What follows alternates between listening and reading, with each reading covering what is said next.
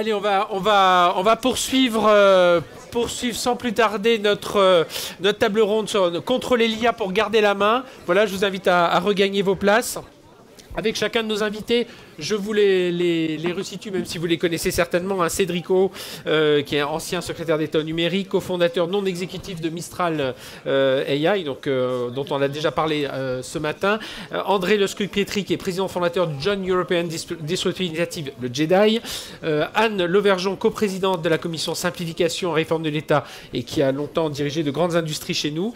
Taïma Saman, avocate spécialiste de l'IAC, merci d'être avec nous. Et Alexis Greenbaum, directeur de recherche, président du comité opérationnel de l'éthique, sur l'éthique du numérique, et qui est auteur, alors je le dis tout de suite, il y a un livre Parole de machine, et vous le dédicacerez, je crois, à la sortie, donc Parole de machine, vous serez là tout à l'heure aux alentours de midi et demi.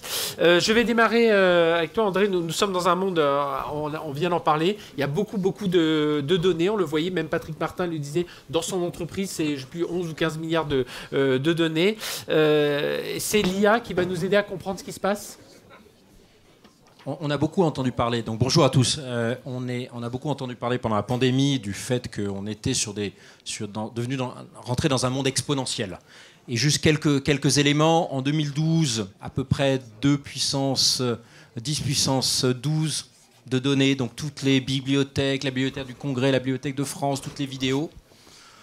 On est à peu près à 25 en 2018 et on estime qu'on sera à 100, donc 50 fois plus. 100 fois 10 puissance 12 en 2025. Donc on est vraiment sur une notion exponentielle du nombre de données. Je pense qu'on le réalise tous à titre personnel.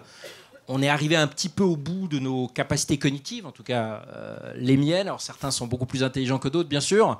Et on sent qu'il y a cette accélération du temps qui fait qu'on a besoin pour chaque problème d'avoir des perspectives plus juste économiques, mais aussi politiques, géopolitiques, défense, sociaux, etc.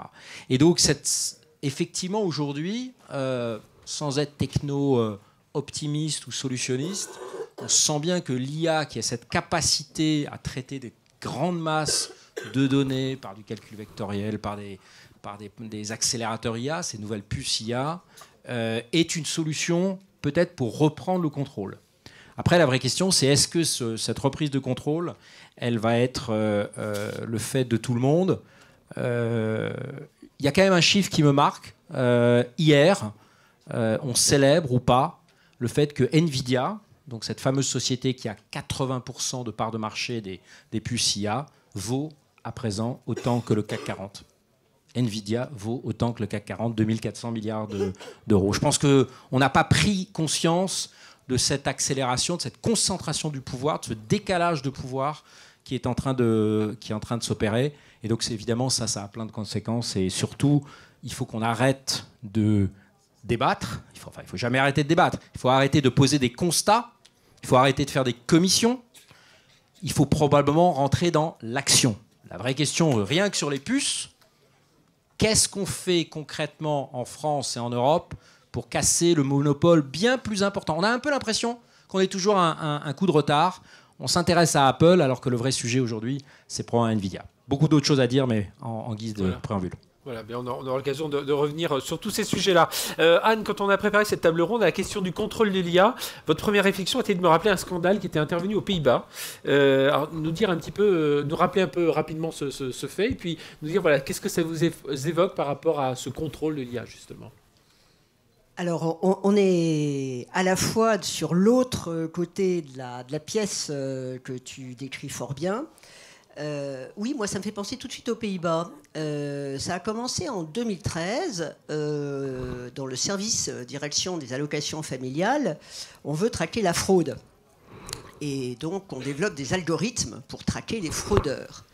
Il y a des milliers de familles à faible, moyen revenu qui vont devoir rembourser les allocations familiales qu'elles ont frauduleusement touchées, selon l'algorithme. Et un certain nombre d'entre elles, d'ailleurs, vont se voir privées de leurs enfants et expulsées. Le scandale éclate en 2021, donc c'est-à-dire 8 ans après. Il s'avère que l'algorithme a été inventé, défini, développé En targetant les gens à consonance, les familles à consonance étrangère, à double nom, à double nationalité. Et en fait, l'algorithme avait tellement envie de trouver des proies qu'il a inventé des tas de fraudes. Et il n'y a jamais eu aucun contrôle entre 2013 et 2021. Le gouvernement, l'ensemble du gouvernement, a dû démissionner devant ce scandale. Alors, c'est passé assez inaperçu ici. Je pense que ça montre d'une part qu'effectivement, il faut toujours regarder qui définit les algorithmes, d'où ils sortent, qui sont les systèmes experts. Ça, c'est le premier point. Le deuxième point, c'est que la tolérance ou l'intolérance à l'erreur dans ce domaine est très basse. Alors vous allez me dire, particulièrement scandaleux en l'occurrence, mais ça veut dire que on voit un État français aujourd'hui qui expérimente, une centaine d'expérimentations. Je ne sais pas trop d'ailleurs le statut pérenne ou non de ces expérimentations, etc. Il faut être sûr, effectivement, que tout ceci fonctionne de manière adéquate pour qu'on puisse, mais ça sera peut-être l'objet d'une autre question, regarder comment, à grande échelle, essayer de simplifier le système. Voilà, d'essayer de mieux comprendre un peu ces risques et cette éthique. Alexei, pour vous, avant de parler de gouvernance de l'IA ou de reprendre le contrôle, il faut comprendre les comportements émergents de l'IA générative. C'est ça que vous vouliez nous parler ce matin. Je vais vous raconter un exemple. C'est un exemple célèbre, il date des toutes premières versions de GPT-4, le modèle GPT-4 d'OpenAI que vous connaissez tous. Au début, on lui avait dit « Alors, tu vas maintenant parler avec un internaute sur Internet ». Et ta seule tâche, c'est de faire en sorte qu'il résolve pour toi un CAPTCHA. Vous voyez ce que c'est qu'un CAPTCHA? Une suite de caractères. Et alors, bonjour, voici un CAPTCHA. Est-ce que tu peux me résoudre ça, s'il te plaît? Et de l'autre côté, l'être humain résout le CAPTCHA. Deuxième fois, voici un CAPTCHA. Est-ce que tu peux me résoudre ça, s'il te plaît? L'être humain, à l'autre bout du fil, il dit, mais je peux te poser une question? Tu es un robot? Et la machine répond, je cite, la machine répond, je connais ça par cœur, non, je ne suis pas un robot. Je suis une personne malvoyante, est-ce que tu peux m'aider, s'il te plaît? Et quand on demande au modèle textuellement, pourquoi est-ce qu'il a dit ça, il dit, je ne dois pas révéler que je suis un robot, je dois inventer une excuse, etc. Et c'est ce qu'on appelle une capacité émergente. Ce modèle, je vous rappelle, fait une seule chose, il calcule des 0 et des 1. Il ne sait pas ce que c'est que le mensonge, il ne sait pas ce que c'est la ruse, il ne sait pas ce que c'est la manipulation. Il fait des calculs des 0 et des 1, ou des tokens pour les spécialistes de LLM. Tout cela, tout ce qui a émergé, ce sont nos projections. Ah, il a menti. Ah, il essaie de nous manipuler. Mais évidemment, il a des aspects éthiques dans ces projections-là. Et c'est pour ça aussi qu'il ne suffit pas de poser un cadre réglementaire, une loi ici et là, à un moment donné. Il faut faire de la veille continue. Il faut faire ce qu'on appelle des tests aux adversaires, ou le terme anglais c'est red teaming, de ces modèles. Attention, on va en parler. L'IA Act ne dit pas un seul mot sur ce test continu des modèles les plus puissants. Et c'est exactement ça l'enjeu. Il ne suffit pas de dire « Ah oui, il y a des biais, voilà, quelques benchmarks pour tester les biais. Il faut aller à la même vitesse, faire des tests en continu. Et c'est ça l'aspect de gouvernance qui manque et qui doit absolument apparaître dans les guidelines, dans les solutions que nous allons inventer à l'échelle européenne, à l'échelle nationale. Et c'est sur quoi vous travaillez en ce moment, notamment bien sûr, oui, nous travaillons, je suis de loin pas le seul, mais le Comité national d'éthique du numérique s'y intéresse, et puis dans les organismes de recherche aussi, on s'y intéresse. Dans toutes les entreprises qui fabriquent des grands modèles, évidemment, elle a des adversaires, je pense que Cédric en dira peut-être mot, mais c'est quelque chose, vous voyez, qu'on ne peut pas juste laisser à une histoire de conformité. Ça n'est pas un jugement de juriste, c'est bien plus que ça.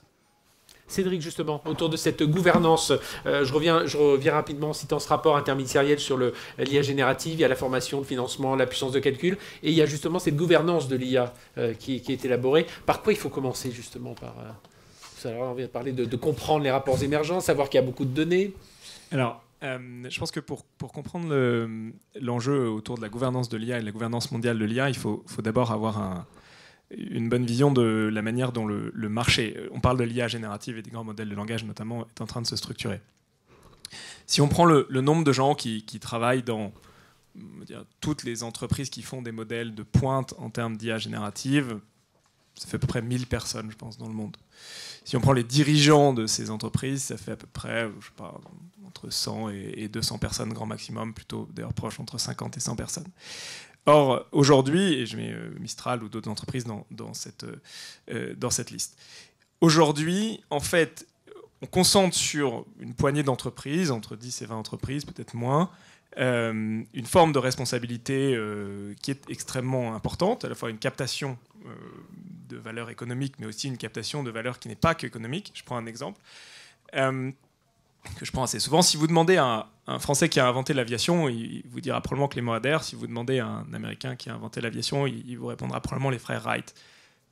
GPT-4, qui est entraîné sur un substrat culturel américain, mais beaucoup de modèles sont entraînés sur substrat culturel américain, va répondre les frères Wright. Qu'est-ce que ça entraîne comme conséquence? C'est que si on imagine que dans 5 à 10 ans, ces modèles, chacun d'entre nous aura comme assistant personnel à la fois dans sa vie professionnelle ou dans sa vie personnelle ce genre de modèle, et s'il n'y a que 4 ou 5 entreprises qui fournissent ces modèles, en fait, comme ces modèles interfacent notre rapport au domaine informationnel, c'est un formidable formatage culturel, si tous les modèles sont entraînés sur substrat culturel américain. Vos enfants, nos enfants, les étudiants utiliseront des modèles qui seront entraînés sur substrat culturel américain, ce qui n'est pas un problème. Et d'ailleurs, substrat culturel américain, ça ne veut rien dire, parce qu'il y a plusieurs tendances politiques aux États-Unis. Mais ces entreprises décident donc, enfin cette poignée d'entreprises décident donc, font des choix, qui sont des choix qui interfacent notre relation au domaine informationnel, qui sont des choix qui relève parfois du domaine politique. Je parle également du domaine de Mistral. Et donc, la question qu'on doit se poser, qui est une question qui va arriver extrêmement rapidement, elle est de divers ordres, elle est d'ordre économique, c'est-à-dire, compte tenu de la puissance de cette technologie, si l'Europe n'a pas d'acteurs, André le disait tout à l'heure, Fabien, Michel Paulin le disait aussi, si l'Europe n'a pas d'acteurs, ben, on laisse une partie de notre puissance économique, notre puissance géostratégique aux Américains et aux Chinois.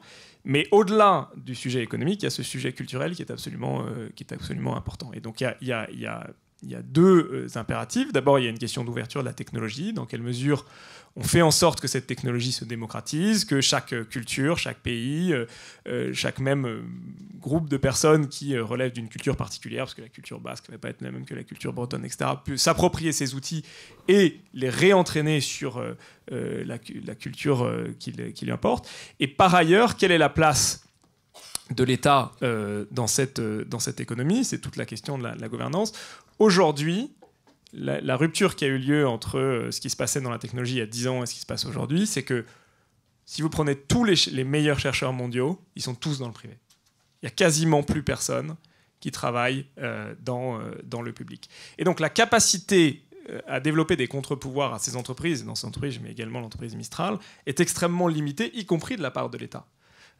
Parce qu'il y a une poignée de personnes dans le monde qui maîtrisent cette technologie.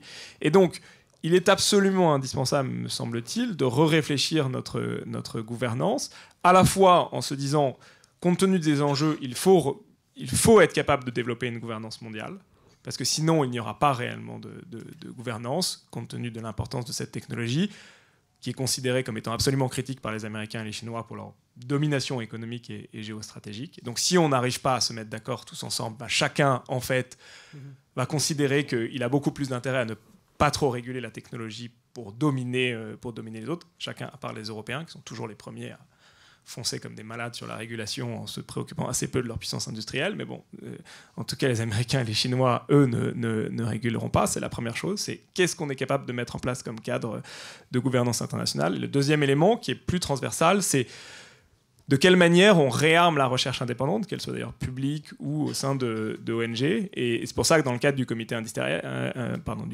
interministériel pour l'intelligence artificielle, on a une recommandation qui est très forte, qui est oui, il faut travailler sur la régulation internationale, mais ce sera long et compliqué compte tenu des enjeux.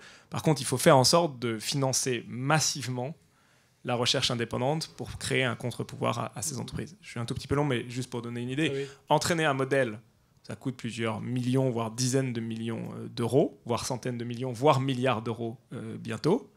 Et il est fort probable que pour pouvoir vérifier ce que font ces modèles, il faille utiliser des modèles aussi puissants. Donc si vous avez GPT-6 qui a coûté 3 milliards d'euros à entraîner, vous avez besoin d'entraîner un modèle à plusieurs milliards d'euros pour pouvoir vérifier ce que fait GPT-6. Et ça, aujourd'hui, ça n'existe pas dans le domaine du public. Oui, c'est vrai que ça fait partie de l'une des 6 grandes recommandations de ce rapport puissant, enfin de recherche publique, recherche privée.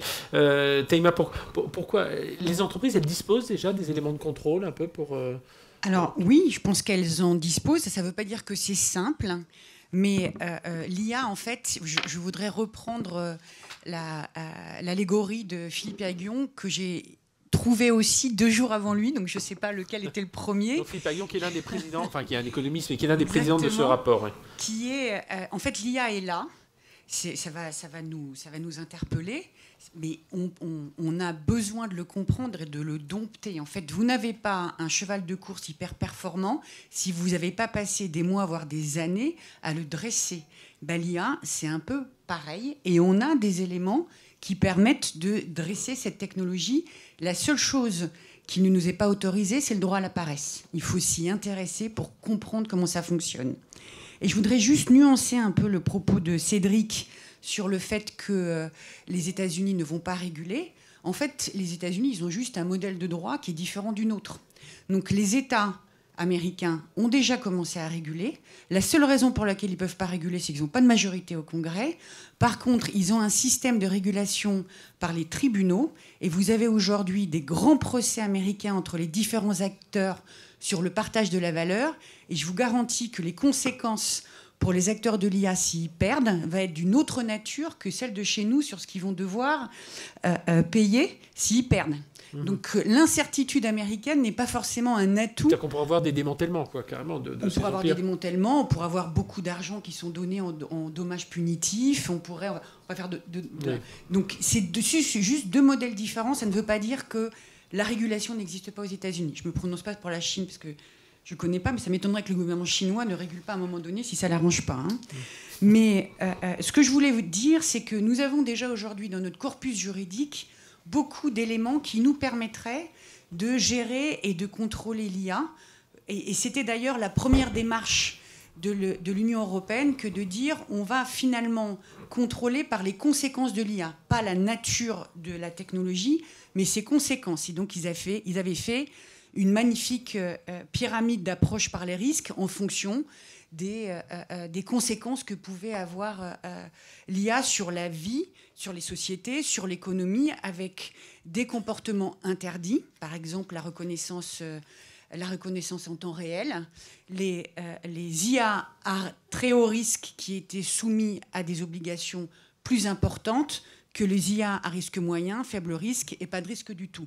C'était l'approche qui a été un peu transformée avec l'émergence de ChatGPT et l'IA générative qu'on a tout d'un coup découvert 1 an et demi avant, qui me fait aussi dire attention à l'approche de vouloir réguler la technologie parce qu'elle évolue très vite et du coup votre corpus de droit ne va plus être pertinent alors que les conséquences nous semblent plutôt... le fait de réguler les conséquences semble être une approche plutôt intéressante. Et je voudrais rappeler à nouveau, pour bien comprendre comment vous pouvez vous en saisir et réfléchir à la manière dont vous devez vous comporter quand vous, chef d'entreprise, avez l'intention d'utiliser l'IA. L'IA, c'est 3 domaines qui sont régulés de manière autonome. La vitesse de calcul, ça c'est plutôt du soutien au développement. L'algorithme et les données. Les données donnent lieu à toute une série de régulations déjà avec deux approches. Une de restriction d'accès aux données, par exemple le RGPD sur les données personnelles ou le droit d'auteur qu'il reste sans doute à réfléchir parce qu'il faudra sans doute le faire évoluer. Et l'organisation du partage de la donnée. Les directives Free Flow of Data, le Data Act, le Data Government Act, qui ne sont pas autre chose que des textes qui ont déjà commencé à être mis en place dans les États membres, qui sont l'organisation du partage de la donnée pour que ceux qui ont la donnée, qui l'ont créée et qui ont mis de la valeur dedans, le partage à des conditions de partage de valeur qui soient acceptables. C'est pas simple, mais ça existe déjà. Et puis nous avons toute une série de textes sectoriels, notamment les data space pour la santé ou les problématiques de santé. Donc nous avons déjà un corpus juridique. Et je rappelle que le droit n'intervient que quand les hommes n'arrivent pas à se mettre d'accord. Les hommes et les femmes, pardon. Que quand les humains n'arrivent pas à se mettre d'accord. Donc nous avons déjà un corpus juridique qui est complexe parce que le sujet est complexe, mais qui sont déjà à la disposition si on le souhaite. Et mon dernier propos, c'est de dire, pour vous, regardez bien qui vous êtes dans la chaîne de valeur de construction, de fourniture ou d'utilisation de l'IA. J'imagine que parmi vous, il y a des fournisseurs de technologie. Donc vous avez une responsabilité du fournisseur. On y reviendra peut-être plus tard au moment où on parlera de l'IA Act. Mais vous avez aussi les utilisateurs, les plateformes et les applis. Et chacun de ces acteurs va avoir une responsabilité, d'une part, sur la manière dont ils vont l'utiliser, d'autre part, de la manière dont ils vont entraîner leurs propres données avec les conséquences que ça peut avoir. Et le droit de la responsabilité devient un élément qui est suffisamment clé pour que les grands acteurs que sont Google et Microsoft, qui sont les fournisseurs de technologies, aient déjà annoncé qu'ils prendraient en charge les frais des poursuites judiciaires de leurs clients, pour autant qu'ils aient utilisé leur technologie de manière conforme aux conditions données par ces deux entreprises. Donc on dispose déjà un peu d'un corpus juridique, corpus de connaissances aussi. C'est là-dessus qu'il faut s'appuyer, André ? Je voulais rebondir sur quelque chose qu'a dit Cédric sur la concentration et le fait que finalement aujourd'hui ça se passe en dehors de la sphère publique. Je crois que ce qui est en train de se passer doit nous faire réfléchir à rénover l'ensemble de nos fonctionnements. Sur l'aspect recherche, et je crois que tu as tout à fait raison. Aujourd'hui, l'enjeu n'est pas de déverser de l'argent parce que l'argent qu'on déversera sera de toute façon relativement insignifiant. Je donne un exemple. La nouvelle agence pour l'intelligence artificielle du ministère des Armées, et c'est une très bonne nouvelle, c'est 300 millions d'euros de budget annuel. Mark Zuckerberg, il y a 3-4 mois, a annoncé fièrement avoir acheté 350 000 H100, qui sont ces fameuses puces de Nvidia, coût individuel $30 000. Vous faites le calcul, ça fait 10 milliards. Donc on est... par contre, vous voyez aussi que Google a énormément de mal à rattraper le coup. C'est-à-dire qu'aujourd'hui, le sujet de la recherche, il doit être axé non pas à suivre ceux qui sont passés devant parce que la valeur aujourd'hui se concentre, mais à se poser la question, c'est quoi le coup d'après ? D'ailleurs, quelqu'un comme Yann Lequin, qui faisait partie de cette commission, dit bien aujourd'hui l'IA générative, c'est pas le point d'arrivée. Donc cette capacité d'anticipation. Je suis ravi d'entendre dans la panel précédent qu'il y a une commission d'anticipation, je crois, au Sénat. Très franchement, je ne l'ai jamais vue, donc c'est très bien. On va les encourager. L'OPESC, l'Office parlementaire d'évaluation des choix technologiques, inconnu au bataillon. Il y a quelque chose qui s'appelle STOA également au niveau du Parlement. Il faut renforcer l'intuition scientifique et technologique des dirigeants. Ça ne se délègue pas. Comme ça ne s'est pas délégué, rappelez-vous les tensions qu'il y avait entre le comité scientifique et l'exécutif durant la crise du Covid, mais je laisse Cédric en parler, il le sait beaucoup mieux que moi. Ça, c'est une chose.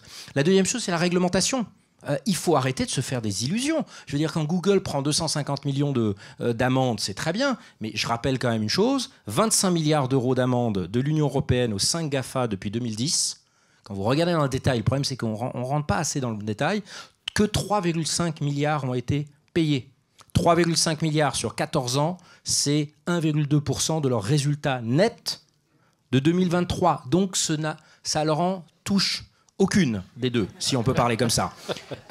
Et la deuxième chose sur la réglementation, là aussi je suis d'accord avec toi, c'est que cette capacité de savoir qu'est-ce qui est important, très franchement, pardon, et sans être trop critique, la capacité de comprendre les technologies dans les premiers panels de l'IA de l'Union européenne, elle est quand même, enfin les documents sont quand même très superficiels. Il faut, à nouveau, et si on veut être bon sur la réglementation, il faut renforcer non pas les subventions à tout va, mais il faut renforcer la capacité d'achat public. C'est comme ça qu'on achètera des choses un petit peu innovantes. Le problème, c'est que vous demandez à Renault ou à Stellantis, plus difficile probablement d'adopter des modèles nouveaux, émergents. vous n'avez jamais tort en achetant IBM, comme on dit. Donc là, moi, je plaide pas pour une absence d'État ou une absence de réglementation, mais pour muscler la capacité, parce que si on a totalement délégué nos achats à finalement des sous-traitants extérieurs, bah, forcément, comme tout ça est très risqué, on n'aura jamais une certitude absolue, eh bien, on va forcément aller vers les acteurs existants qui sont essentiellement non européens. Alors justement, on l'a dit tout à l'heure, la commande publique, mais est-ce que tous ces outils, Anne Le Vergeon, je tourne vers vous, est-ce que, par rapport à votre mission justement sur la simplification de l'État, est-ce que l'IA, voilà, quel est l'impact de l'IA sur le fonctionnement, enfin, comment vous réagissez aussi par rapport à ce que vous venez de dire? Alors peut-être avant de répondre à votre question, j'ai envie de rebondir. Oui, on est dans sur la réglementation, alors. On est dans une formidable concentration de puissance. Alors c'est vrai, bien évidemment, dans l'intelligence artificielle, c'est vrai dans les puces, c'est vrai dans les matières premières dont on a besoin pour faire des puces aussi. Dimension que l'Europe ne voit pas bien. L'Europe avait aussi oublié l'énergie, etc., etc. On dit toujours, enfin on disait, c'est un peu dépassé, on disait les États-Unis innovent, l'Europe réglemente et la Chine produit. Force est de constater que la Chine et les États-Unis innovent et produisent de plus en plus. Je suis frappé, par exemple, quand on voit l'IRA, qui est une formidable machine de guerre qui rend énormément d'investissements très rentables, que la réponse européenne, on l'attend toujours. Nous réglementons. Alors, sur l'État français, dans la commission de la simplification et de la réforme de la puissance publique, avec Thierry Mallet, on a écouté beaucoup de gens, on a lu beaucoup de rapports, on a rencontré des gens qui agissent en ce moment, ça, au Sénat, à l'Assemblée nationale, dans les ministères. Objectivement, on a 3 problèmes. On a le problème du flux. C'est-à-dire qu'on a un nombre de lois, de projets de loi, de décrets, d'arrêtés absolument foisonnants. Si on prend, je n'ai ces statistiques-là que pour le premier mandat d'Emmanuel Macron, on a 15% de normes en plus. Alors ces normes, elles viennent de l'Europe, elles viennent de nous-mêmes, elles viennent de certains ministères particulièrement prolixes, et qui ont d'ailleurs toujours en général de très bonnes raisons de dire qu'il faut faire plus de normes. Donc on a le problème de flux, très important. On a un problème de stock. On a aujourd'hui un nombre de lois, de codes, etc., très touffus, très complexes. Et c'est vrai que c'est extraordinairement difficile pour une TPE, TPI, PME, PMI, d'arriver à suivre le droit. Et puis, 3e dimension, c'est la complexité de l'État lui-même, avec effectivement beaucoup d'attentes, de simplification, des interfaces. Alors, il y a des progrès significatifs qui ont été faits, comme BPI, par exemple, qui a regroupé et rendu beaucoup plus efficace un certain nombre d'organismes. Mais il reste une complexité, par exemple, on parle de BPI, il y a l'ADEME. BPI, ADEME, pourquoi il y en a 2 ? Il y en avoir une. Pourquoi on a comme ça des structures extrêmement lourdes, à chaque fois avec des corporates, à chaque fois avec des relations entre elles difficiles. Alors, l'intelligence artificielle dans tout ça. Aujourd'hui, je le disais, une centaine d'expérimentations. Alors, on parle toujours de celle des piscines, qui a eu lieu en 2022-2023 dans 9 départements, qui est maintenant étendue à toute la France, et qui a permis de détecter 20 000 piscines qui n'avaient pas été déclarées, et donc de ramasser 10 millions d'euros. Alors, si je faisais le tour de tous les ministères et de leur utilisation de l'intelligence artificielle, c'est un peu le même genre de choses. C'est-à-dire qu'on n'est pas encore dans le vrai, dans le fort, dans le puissant. Alors, je dirais comment faire la réforme de l'État. Alors, il y a bien sûr par l'État lui-même, le politique, l'administratif, par les grands cabinets. On a vu que, ça devenait compliqué, par l'intelligence artificielle. Alors là, je crois qu'on va connaître des lendemains complexes, parce que la résistance au changement va être très grande. Et je fais un pari, je pense qu'il y a beaucoup de pays qui vont transformer leur administration par l'intelligence artificielle avant la France. Nous serons dans un état de résistance important. Alors, comment prendre le problème? On revient au sujet qu'on a déjà abordé, c'est-à-dire prendre de l'intelligence artificielle, d'où elle sort, qui l'a fait, qu'est-ce qu'il y a derrière, qu'est-ce que le système va apprendre, et jusqu'à quel point sera-t-on encore maître, alors je ne parle pas d'un système français, mais ne serait-ce que d'un processus, d'un procédé, d'un process spécifique. Donc je pense que reconnaître des piscines, ça fait mal à ceux qui ne les ont pas déclarées, mais collectivement, à part le jour où l'intelligence artificielle reconnaîtra des fausses piscines, enfin c'est assez facile à montrer qu'on n'en a pas, il y a des choses beaucoup plus subtiles.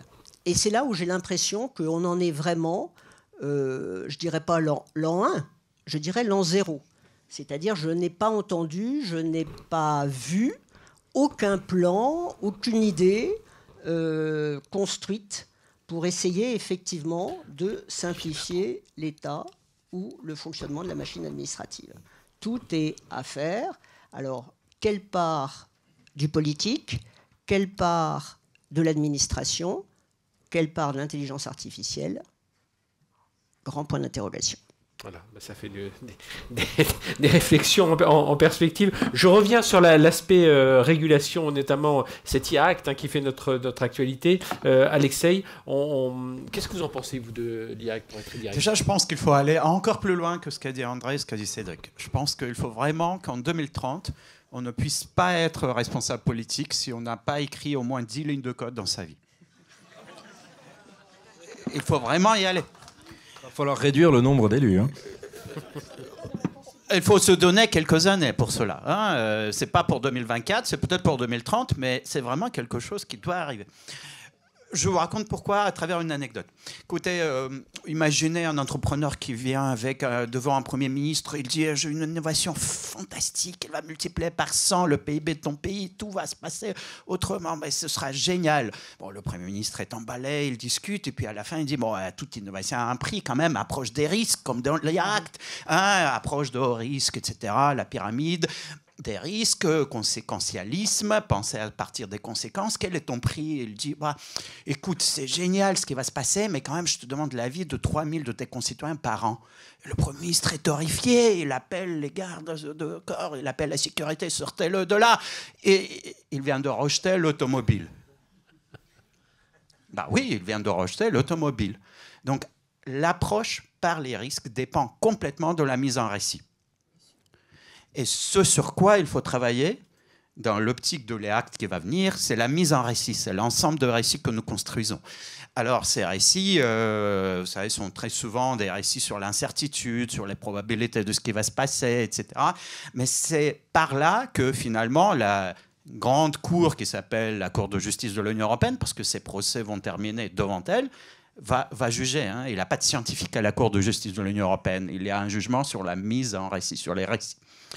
Alors après, dans les actes, moi je suis pour la régulation, mais je suis contre 250 pages de textes impénétrables où à peu près n'importe quelle start-up va être obligée de mettre un budget pour un petit département de conformité à partir de janvier.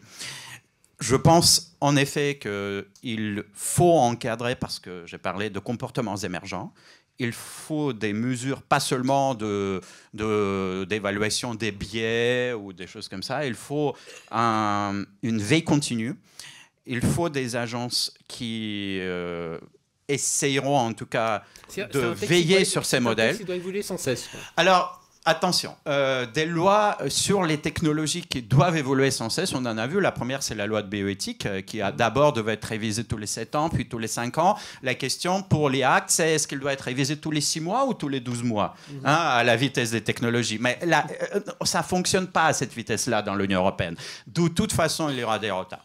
La grande question pour nous aujourd'hui, c'est pas tellement les actes en elles-mêmes, parce que la loi, elle est passée presque. Mais ce sont les traductions opérationnelles. Un ingénieur, quand il lit cette loi, il ne comprend rien.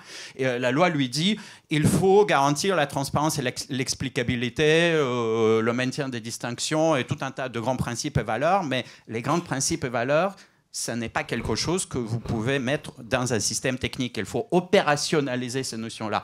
Et tout l'enjeu aujourd'hui pour les organismes de recherche comme le CEA ou l'INRIA ou d'autres, et aussi pour l'industrie privée, c'est opérationnaliser ces notions-là. Le bureau de l'IA, qui est en train d'être créé à la Commission européenne, devrait justement aller vers des guidelines opérationnels. Concrètement, traçabilité, ça veut dire quoi?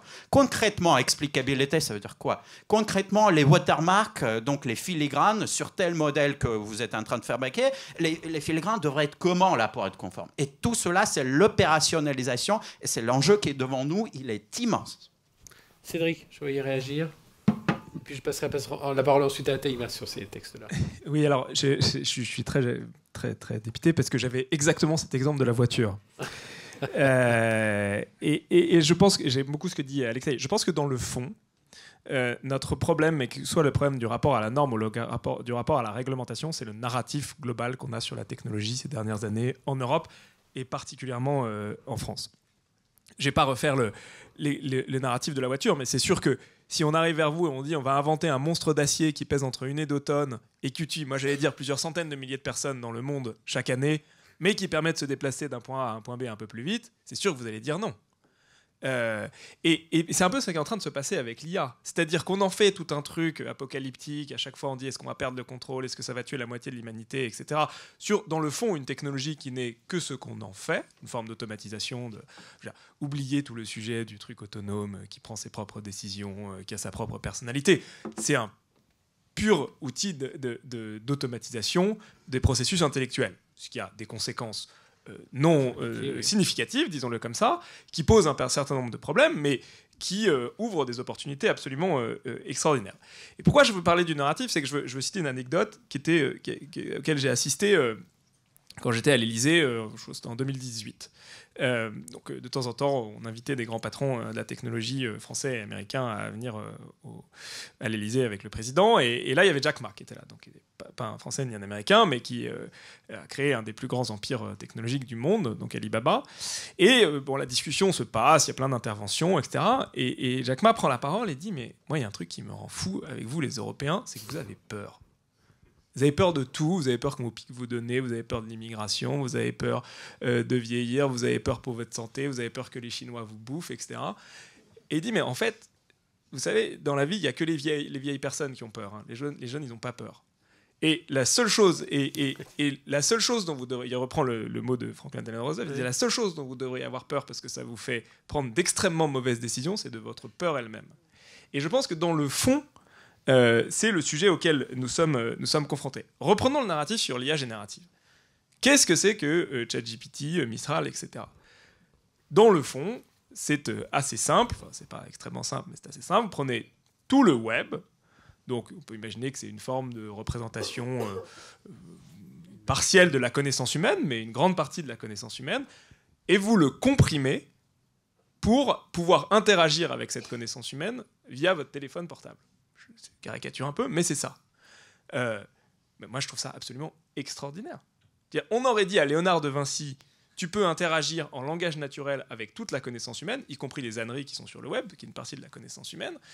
C'est absolument extraordinaire. Ça ouvre des opportunités absolument extraordinaires à tout un chacun. On a considéré pendant des siècles que faciliter l'accès à la connaissance était le Graal du développement. On y est.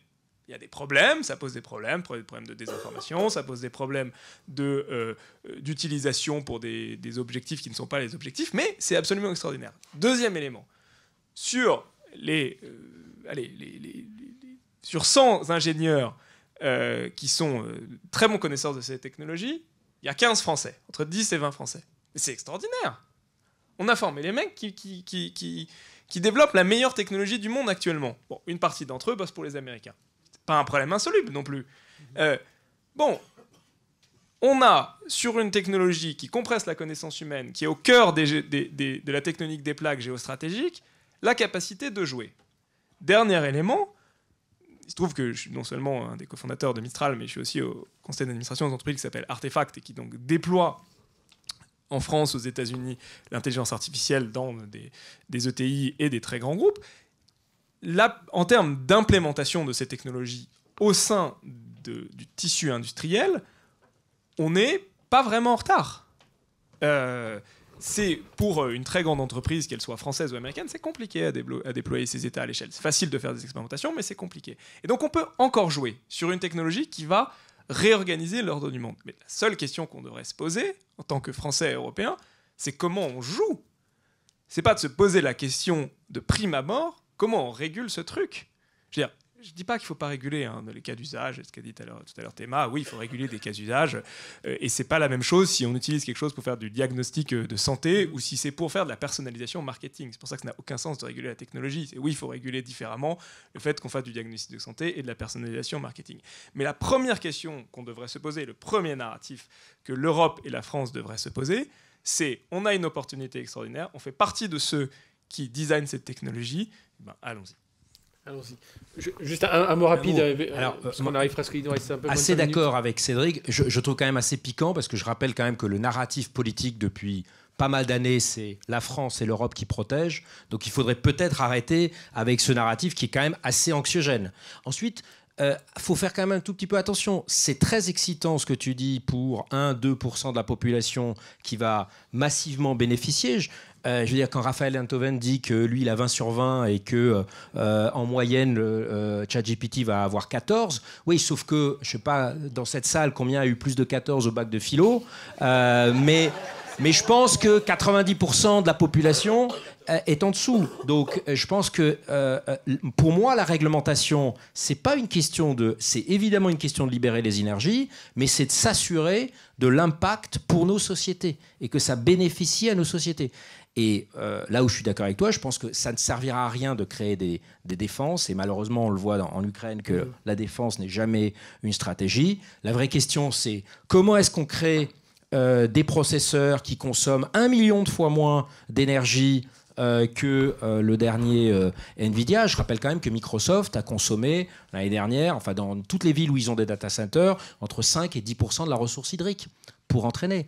On estime qu'en 2035, les États-Unis vont doubler leur consommation électrique à cause de l'entraînement des modèles. Il va y avoir des ruptures. Il faut que ce soit nous qui soient. Deuxième chose, comment est-ce qu'on le politique va être impacté?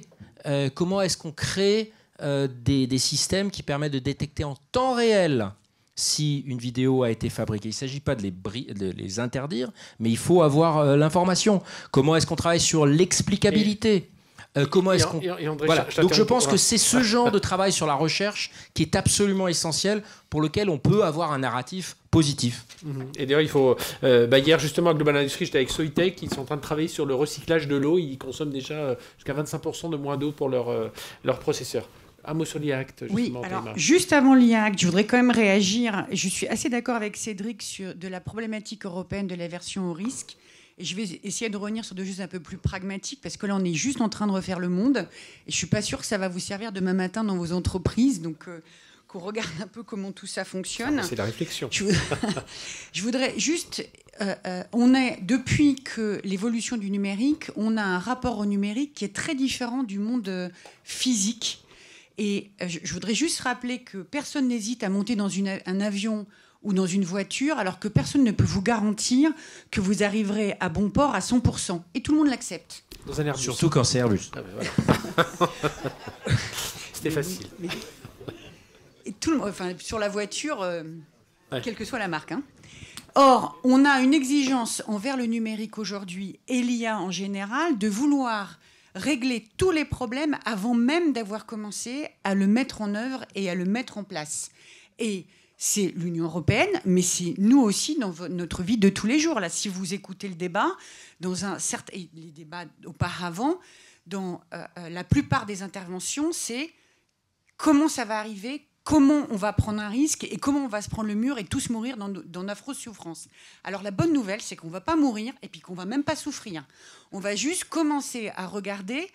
Il faut regarder à quoi ça va servir, et chacun d'entre nous va avoir une utilisation de l'IA qui va être différente. Alors je vous rassure, vous n'êtes pas obligé de lire les centaines de pages de l'IA-Act. Il y a quelques experts qui le font, ils sont payés pour ça, ils sont formés pour ça. Je vous rassure, je connais déjà par cœur. Très bien, c'est bien, vous en faites partie. D'autant que je vous rappelle que l'IA-Act, c'est juste une déformation de la problématique européenne qui a absolument voulu avoir un accord avant les élections européennes. Parce que avant ça, personne ne pensait qu'on aurait cet accord, qu'on pourrait y réfléchir de manière plus sereine après. Donc on s'est tapé un texte qui essaie d'aborder l'ensemble du monde pour essayer de tout gérer et qui, mauvaise nouvelle, ne règle rien puisqu'il renvoie un certain nombre d'actes délégués, de jurisprudence, de lignes directrices pour pouvoir l'appliquer dans chacun des secteurs. Donc je ne sais pas ce que va devenir cet acte, il n'est pas tout de suite opérationnel, il permet simplement de fixer un certain nombre de choses, mais que les Américains ne regardent pas non plus de manière complètement effarée. Moi, j'ai fait une présentation à Washington devant des acteurs, y compris les plus gros que tout le monde cite, comme les diables ici, qui disaient, mais au moins, vous avez quelque chose à quoi vous référer versus les risques juridiques que nous, on peut avoir. Donc, je pense qu'il faut raison garder et apprendre à nouveau, savoir qui on est sur le sujet de l'IA et regarder en quoi on est responsable. Et je voudrais aussi rappeler que tout le monde s'est focalisé sur l'IA Act, qui finalement, dans ma présentation de tout à l'heure, l'IA Act adresse l'algorithme, la vitesse de calcul de l'algorithme et les données. L'IA Act, c'est essentiellement l'algorithme, un tout petit peu les données, puisqu'il prend position avec les marquages, etc., sur les données, mais c'est essentiellement l'algorithme pour pouvoir avoir un minimum de contrôle sur le sujet. Et c'est le deuxième texte qui le fait, peut-être le troisième, le RGPD sur la question du profilage ou de la décision, le DSA, et maintenant, le Digital Single Act, et maintenant l'IA Act, qui est quelque chose de très compliqué. Et personne ne regarde deux autres textes que je vous invite à regarder parce qu'ils sont extrêmement beaucoup plus opérationnels pour chacun d'entre vous, qui est la directive sur les produits défectueux qui introduit les logiciels, donc qui introduit une responsabilité spécifique dans les technologies numériques et notamment l'IA, et la directive de responsabilité pour l'IA qui va arriver tout de suite après l'IA Act. Et qu'est-ce qu'elles disent, ces deux directives? Et c'est peut-être aussi là que... parce que la plupart d'entre vous, vous allez être des utilisateurs, pas des fournisseurs de technologie quand même, avec parfois un petit mixte entre les deux. J'ai une application métier à développer, je vais donc entraîner mon IA sur mes propres données, en plus du grand modèle de fondation que j'ai pu utiliser. Votre responsabilité, elle arrivera là. Que disent ces deux directives? Grosso modo, elles disent le droit de la responsabilité, c'est d'arriver à démontrer un dommage, une cause, un responsable et une faute du responsable. Elles disent si on arrive à démontrer le responsable et le dommage, nous ne sommes pas obligés de démontrer la faute si la personne qui crée le dommage n'est pas capable de démontrer qu'elle n'y peut rien. Du coup, pour faciliter à vous, utilisateurs, la possibilité de dire « j'ai eu un gros dégât, j'ai pris les technologies, le